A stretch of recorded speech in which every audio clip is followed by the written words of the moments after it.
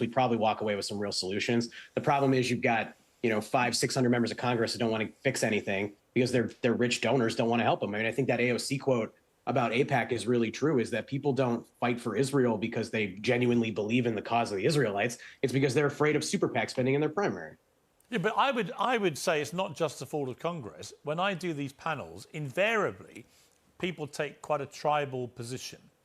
And they don't like to deviate particularly, and they certainly don't like to reach across the aisle, or in this case, across a screen, and say, you know what, I totally agree with you.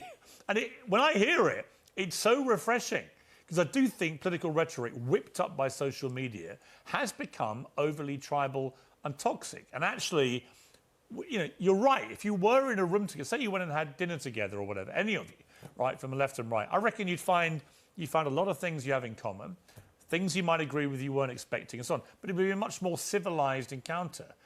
The problem with all political discourse in America right now is all of it is designed to be confrontational. And people accuse me of doing that on this show, but in a way, I'm trying to be the antidote. I'm trying to bring people to a point where they will actually reach points of agreement. I think it would be really empowering and refreshing if it happened. So can I add one thing to that, though? Sorry? Is that I think... the new show you're doing now? Well, no, I just look. I don't. If people want to disagree, if people disagree with each other, it's fine. But actually, being passionate in a disagreement doesn't mean I hate the person I'm disagreeing with, unless they're bigoted, right? And look, even before this, Piers, look at polling. How many Americans support taking big money out of politics? Talking 80, 85%. How many Americans support the idea of expanding Medicare to give our seniors hearing, dental, vision? 85%. We have a bunch of things like that. But we have people in Congress who have to answer to their donors that prevent us from getting along. We're still going to fight on other issues, and we should. This is America. I don't want to agree with Jack on most things, frankly.